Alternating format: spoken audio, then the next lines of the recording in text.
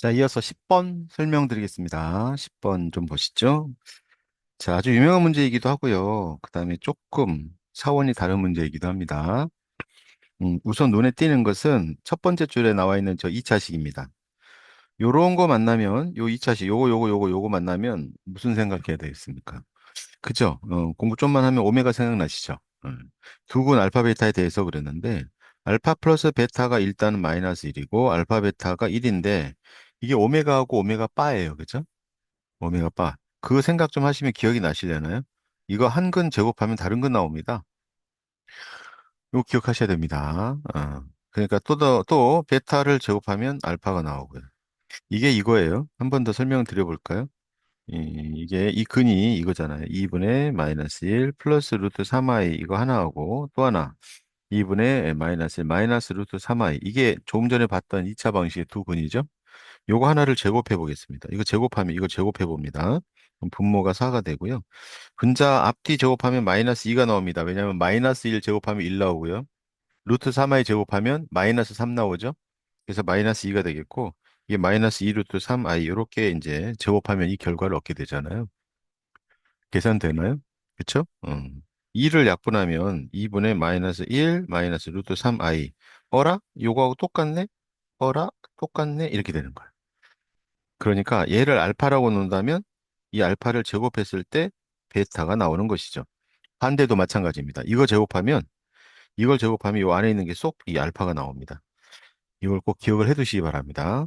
얘랑 비교할 게 하나 있죠. 그게 뭐냐면 x제곱 마이너스 x 이번엔 부호가 이 가운데 항의 부호가 반대인 거. 요거는 알파를 제곱하면 마이너스 베타가 나옵니다.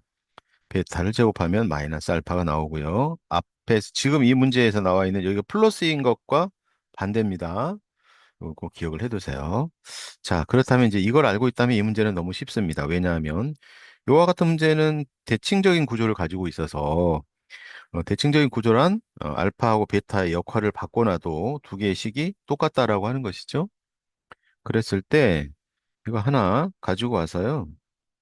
이걸 가지고 와서 이야기해도 충분하거든요. 자, 알파 제곱 자리에 우리는 뭘 쓸 수 있냐면 베타를 쓸 수 있고요. 다섯 배의 우변에 있는 이 알파 있죠. 알파 자리에 여기 이걸 이용해서 베타로 바꿉니다. 알파 자리에 마이너스 베타 마이너스 이렇게 바꿀 수가 있어요. 마찬가지로 이 두 번째 식에서 이놈도 마찬가지죠. 베타 자리에 이제 베타 제곱 대신 알파를 쓰고 근과 계수와의 관계에 의해서 다섯 배의 마이너스 알파 마이너스 1 이렇게 쓸 수 있거든요.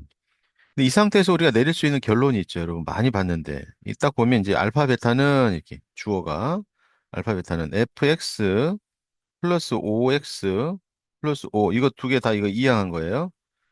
는 0의 두 근이다라는 결론을 우리가 딱 내린다는 거. 이게 되게 중요한 거잖아요. 기억나세요? 이제 수도 없이 많이 했는데. 자, 그런데 우리는 알파 베타를 두 근으로 하는 2차 방정식이 이게 또 있다는 거예요. 맨 처음에 시작할 때 이거, 그 다음에 또 이거. 그래서 이 둘은 뭐하다? 이게 같다는 거거든요. 이게 둘이 같다는 거예요. 이해 가세요? 그렇지. 이 둘이 같다는 거예요. 자, 근데 이제 보통 이제 fx가 이차 항의 개수를 우리가 모르잖아요. 이거는 이제 이차 항의 개수가 1이지만 여기 안에 쏘리. 예, 보통은 이제 fx 이차 항의 개수를 모르면 이제 a라고 처리하고 들어가야 되는데 여기 fx가 나와 있습니다. 여기 이차 항의 개수가 1로 이렇게 픽스했습니다. 그래서 얘가 결국은 뭐랑 똑같다? x의 제곱 플러스 x 플러스 1은 0과 똑같다. 이런 결론을 딱 내리는 거예요. 이해 가세요? 둘 다 알파 베타가 두 근이니까요. 그렇지. 그러면 fx는 뭐겠습니까? 이항에 보면. x의 제곱 마이너스 4x 마이너스 4가 바로 fx가 되는 것이죠. 자, 이제 마무리 계산을 좀 해볼까요? 자, 이제 보시면 이제 요거의 두 근의 합은 하고 묶고 있거든요.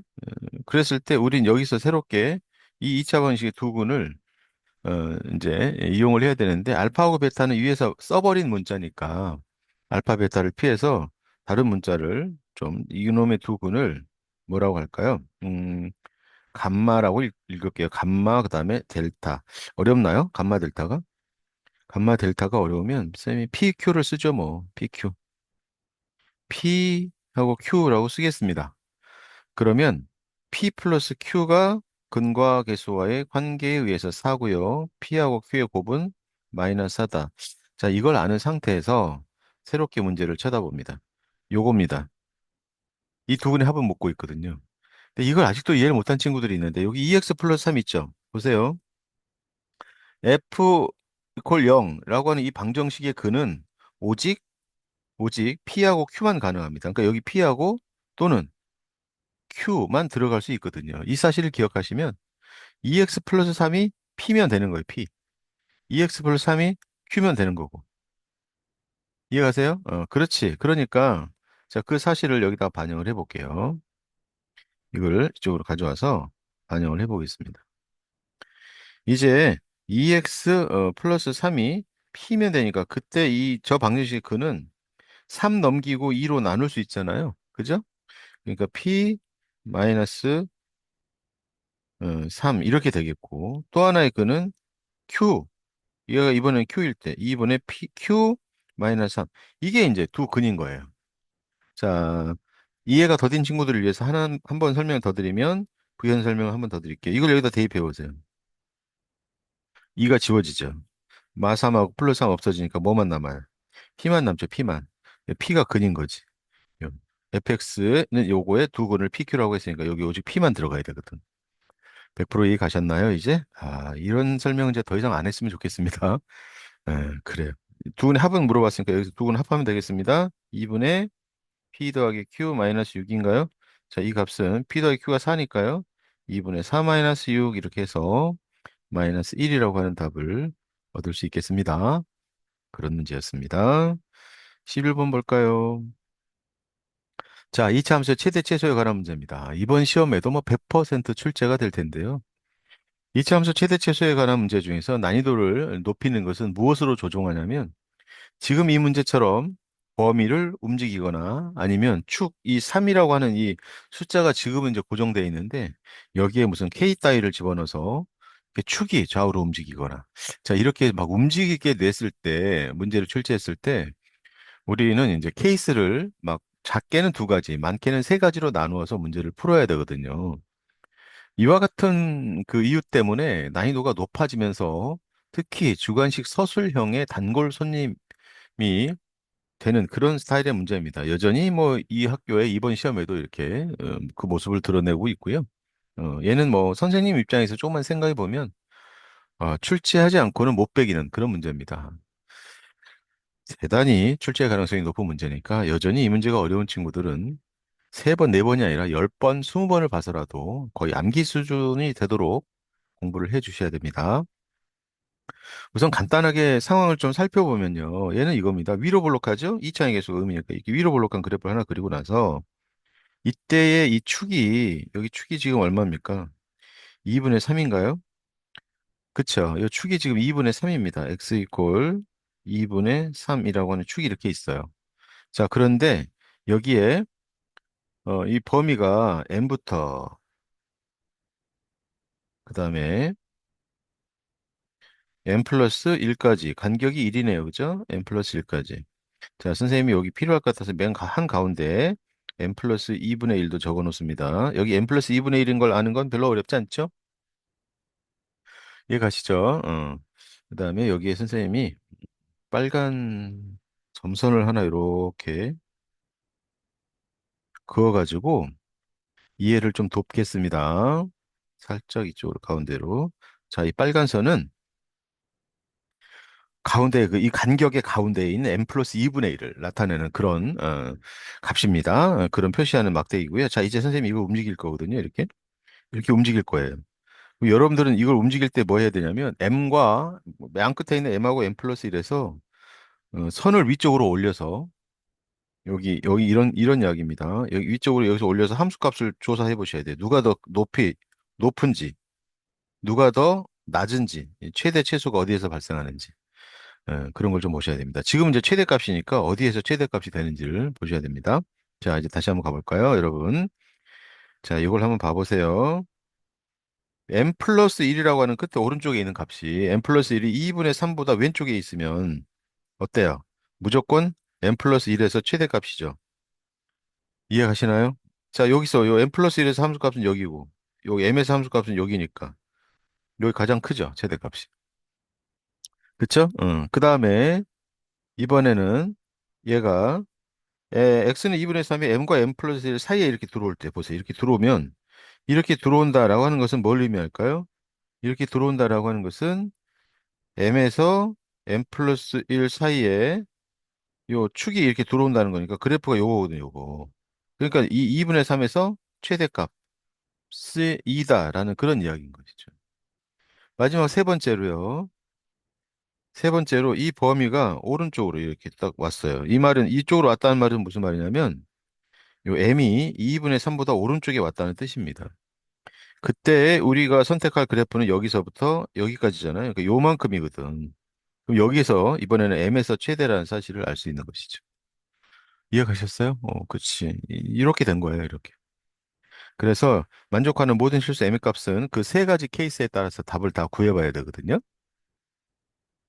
자, 그래서 제일 먼저 뭐부터 해볼까요? 라고 했을 때, 선생님이, 자, 맨 처음에 이렇게 할게요.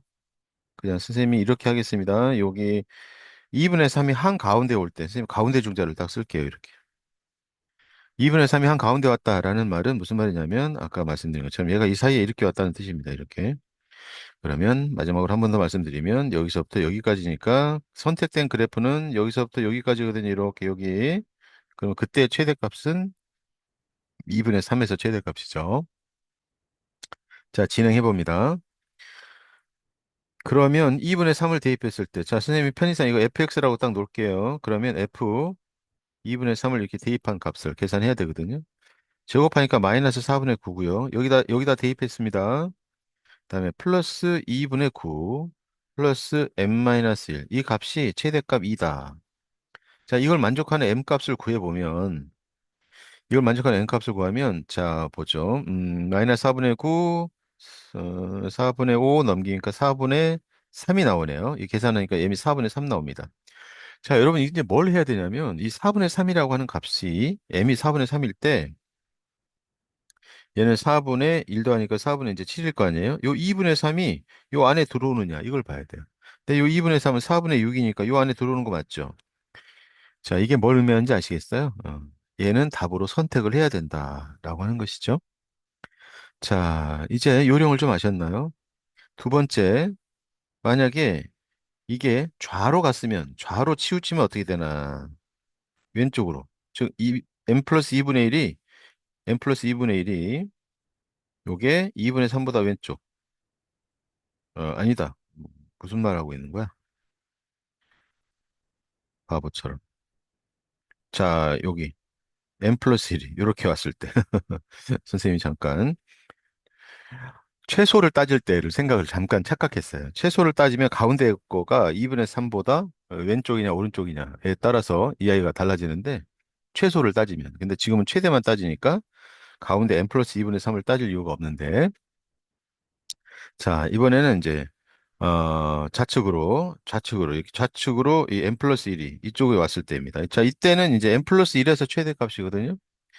그러니까 f m 플러스 1을 대입했을 때 2가 되는 그러한 m을 계산해야 돼요. 이 계산하는 과정은 요 2차식에다 m 플러스 1 대입해서 계산하는 거니까 그 계산은 선생님 생략하고 이때의 m을 구하면 얼마가 나오냐면 1이 나옵니다. 1이. m이 1이 나오면 얘는 선택하면 안 돼요. 왜 안 되냐면 m이 1이면 생각해 보세요. m이 1이면 여기 2가 되잖아요. 요 2가 2분의 3보다 왼쪽에 있을 리가 없죠. 그래서 안 됩니다. 이와 같이 푸는 겁니다. 서술형으로 나온다 하더라도 서술형으로 나오면 선생님처럼 한문으로 뭐 좌우 이렇게 쓸 게 아니라 이제 그 범위를 정확하게 나누셔야죠. 세 번째는 이제 이쪽이죠. 뭐냐면 이 범위가 얘 이쪽으로 치우칠 때, 즉 m이 2분의 3보다 뭐 할 때? 클 때. 그러니까 얘는 우측으로 치우친 겁니다. 그러니까 m이 2분의 3보다 클 때예요. 그래서 fm 그쵸. m을 대입하면 이제 2가 나와야 된다. 자, 이것도 중간 계산 과정을 생략하면 m이 얼마가 나오냐면 3이 나와요.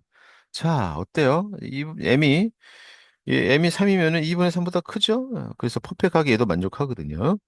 그래서 m 값을 합하면 4분의 15라고 하는 값을 5번을 답으로 얻을 수 있겠습니다. 쉽지 않지만 하도 많이 해서 이제 조금 어때? 익숙해졌죠? 11번 기억하시고요. 넘어갑니다. 12번입니다. 자, 이 문제의 메시지는 뭔지 아시겠습니까? 어, 그 루트 속에 있는 부호에 관한 이야기죠.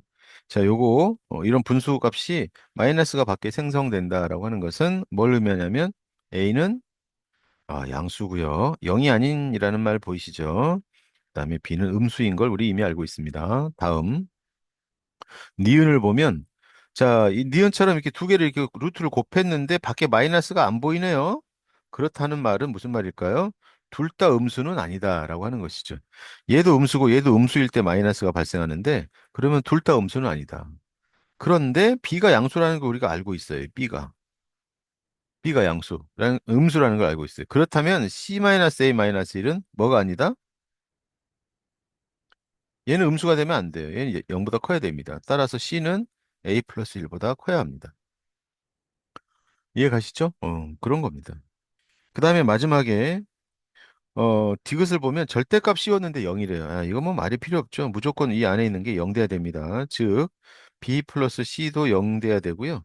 C 플러스 D 플러스 1도 0이 돼야 됩니다. 이 조건들 가지고 대소관계를 따지는 겁니다.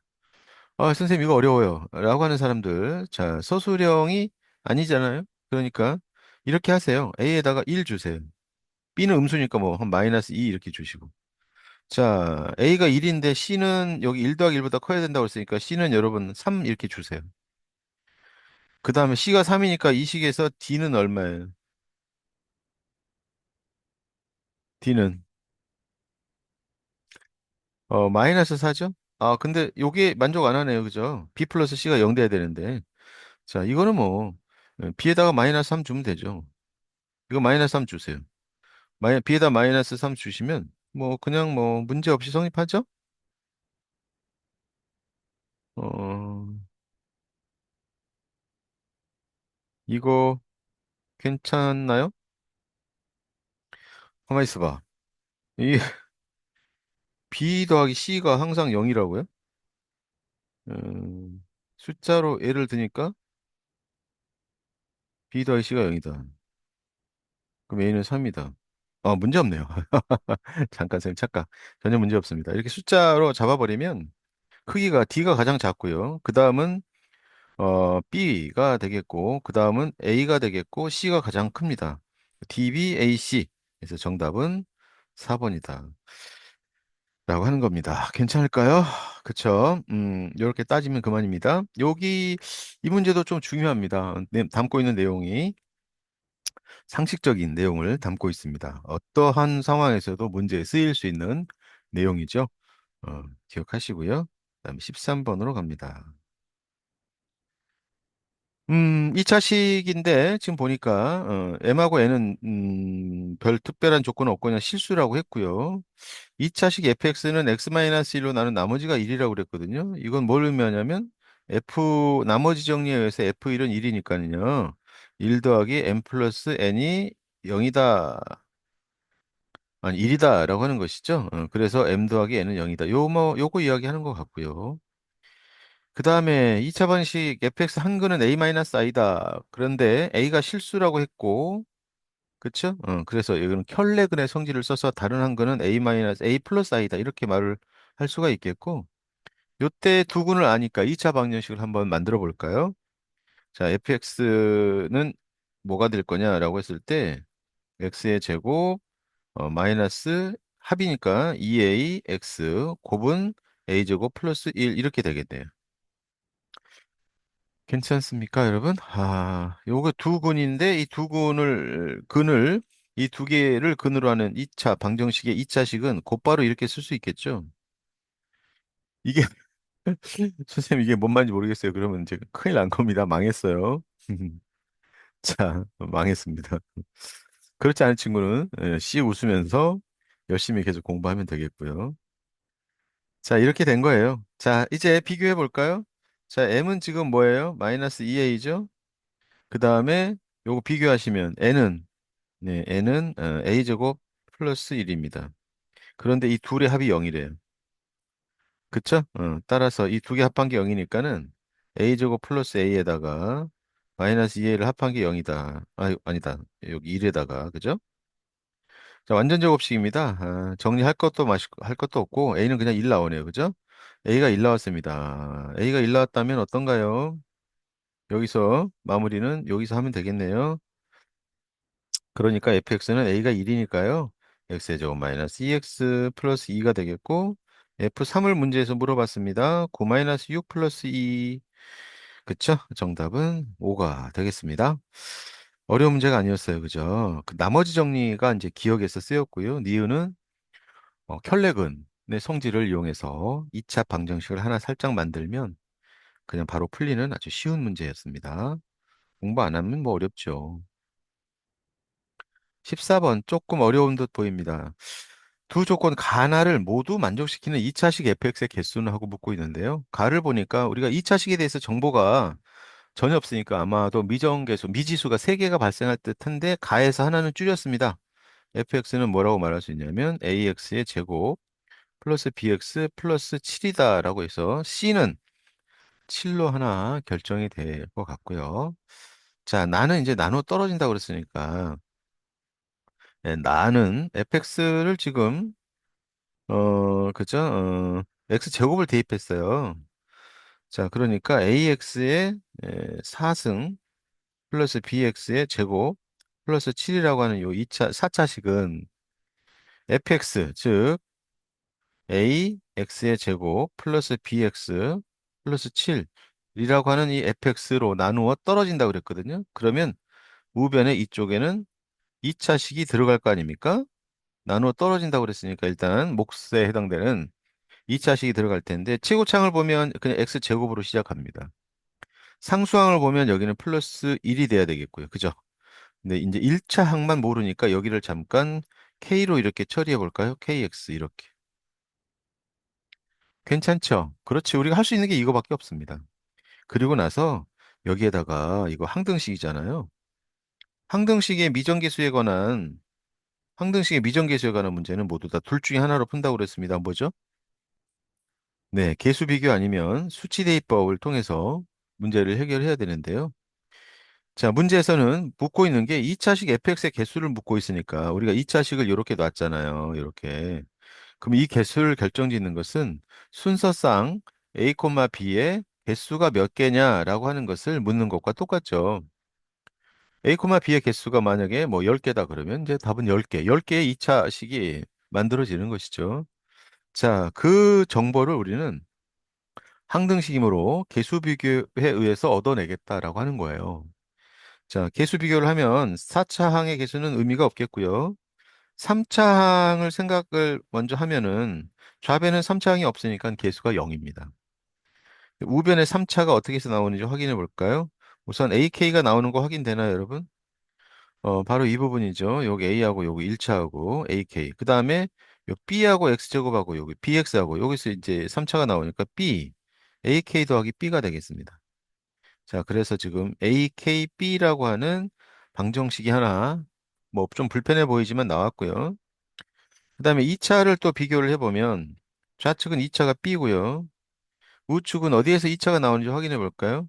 자, 여기서 상수 곱하면 2차 나옵니다. AX제곱에다가 상수 곱하니까 A 나오죠, A. 이렇게 곱하니까 2차 나오는데 그건 BK입니다. 이렇게 곱하면 7이 나오죠? 플러스 7. 그러니까 A, BK 7. 그쵸? A, BK 플러스 7 이렇게 되겠고요. 자, 마지막으로 1차 항을 보면 좌변엔 1차 항이 없습니다. 우변엔 1차가 어디서 나오는지 확인. 자, 1차는요. BX하고 2라고 하니까 B 나오고요. B. 그 다음에 7하고 K하고 이렇게 KX하고 해서 7K가 옵니다. B 더하기 7K. 이렇게 나온 거예요. 이렇게. 오케이? 식 3개 나왔고요. 자, 여기서 우리는 이 연립방 정식을 풀어서 그 해의 개수가 곧 fx의 개수다라는 사실을 인식하시고 여기서 열심히 연립방정식을 풀어봅니다. 조금 낯설을 수 있습니다만 우선은 여기서 b를 좀 잠깐 소거해 볼까요? b를 소거하면 0은 ak b 자리에 마이너스 7k가 들어갑니다. 고맙네요. 왜냐하면 인수분해가 이렇게 되거든요. K 이렇게. 자, 그래서 이 방정식을 만족하는 것은 두 가지. K가 0이거나 아니면 A가 7이거나. 그래서 이렇게 나누어집니다. 첫 번째, K가 0이면 어떻게 될까요? 이렇게. 자, K가 0이면 일단은 우리가 얻는 효과가 뭐냐? K가 0일 때 여기다 0 넣었더니 B가 0이죠. 그럼 이게 없어져요. B가 0인 걸로. 그러면 이거 0 되고 0 없어져서 A는 얼마가 돼요? 마이너스 7이 돼요.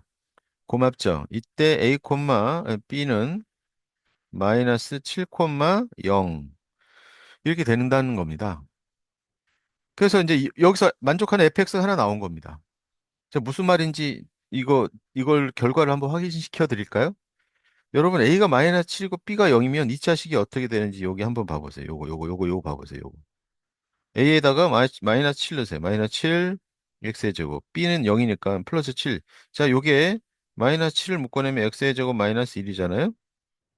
자, 여기서 fx 제곱을 구해보세요. 이거 fx 제곱을. x 제곱 넣으면은 이때 fx의 제곱은 마이너스 7, x의 4승 마이너스 이렇게 된다고요? 자, 이거는 여러분 마이너스 7, x의 제곱 마이너스 1, x의 제곱 플러스 이렇게 쓸 수 있고 얘가 지금 여러분 fx인 건 아시는 거죠? 확인되죠? fx의 제곱이 이렇게 생겼는데 fx는 이렇게 생겼어요. 나누어 떨어지는 거 보이시나요? 뭐 이런 이야기입니다. 그러니까 얘 만족한 일일이 다 확인할 필요는 없는데 이렇게 실제로 실감나게 확인해 볼 수 있다는 거고요. 자, 연이어서 여기 좀 전에 여기서 K가 0일 때 했으니까 두 번째는 이제 A가 얼마일 때를 해야 하냐면 7일 때를 해야 됩니다. 그럼 A가 7이면 이제 어떤 일이 벌어지느냐? 이 세 개의 식을 싸그리 A가 7일 때 한번 써보세요. A가 7이면 0은 7K 플러스 B. 자, A가 7이니까요. B는 요게 7이다. 7이거든요, 이게. BK 플러스 14. 그 다음에 끝에 0은 얘는 뭐 A가 7이니까 영향이 없네요. B 플러스 7K.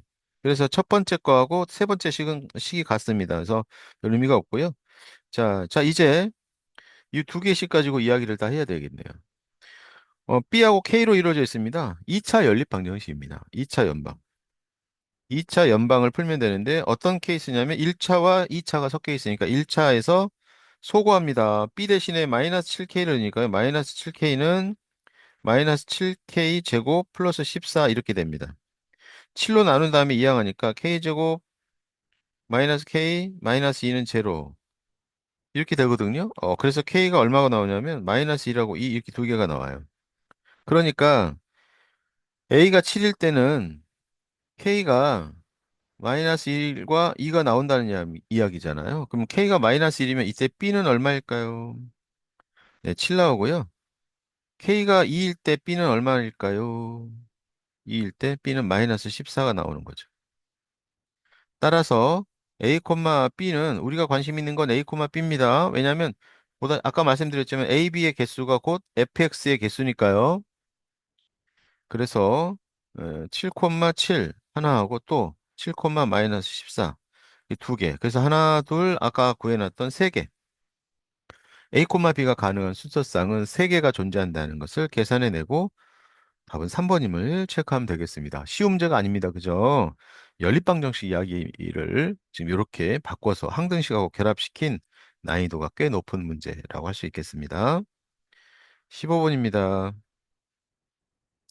자, 부피가 n3승 플러스 108인 부피가 이렇게 되는 직육면체 건물을 지으려고 하는데 높이를 n 플러스 2m로 하고 싶대요. 가능한 자연수 n의 값들은 하고 묻고 있습니다. 여러분 직육면체는 가로, 세로, 높이 이렇게 곱해서 부피를 얻게 되는 거잖아요. 그러니까 지금 이 문제인 즉슨 이 부피가 n 플러스 2로 나누어 떨어져야 된다는 이야기죠.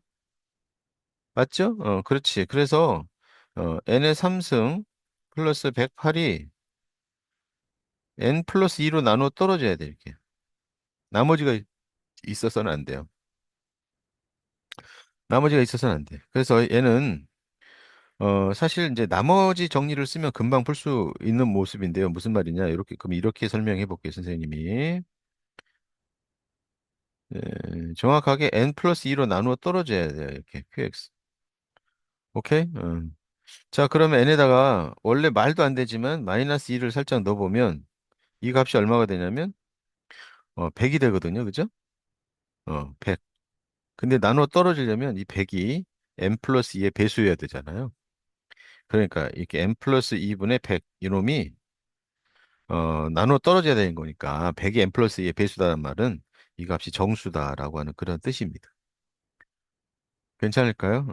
자, 그렇다면 이게 가능한 n은 n의 약수, 100의 약수 중에서 일단 우선 첫 번째로 1, 2는 안 되죠. 왜냐하면 n이 자연수니까요. 그럼 4부터 될 겁니다.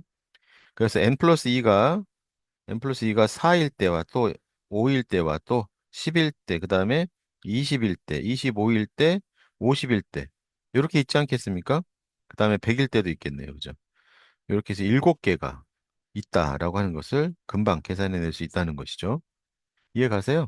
자, 다르게 한 번만 더 설명하면 이게 n 플러스 2로 나눠 떨어져야 돼요. 그럼 몫을 챙긴다는 게 뭐냐면 이런 거죠. 실제로 나눗셈을 하면 n 플러스 2의 배수는 n의 3승 플러스 8. 요게 n 플러스 2의 배수죠. 플러스 100 이렇게 생긴 거잖아요. 요건 걱정이 안 돼. 왜냐하면 약분돼서 자연수가 돼요. 그랬을 때 남는 거는 자, n제곱 마이너스 2n 플러스 4가 몫으로 나올 거고요.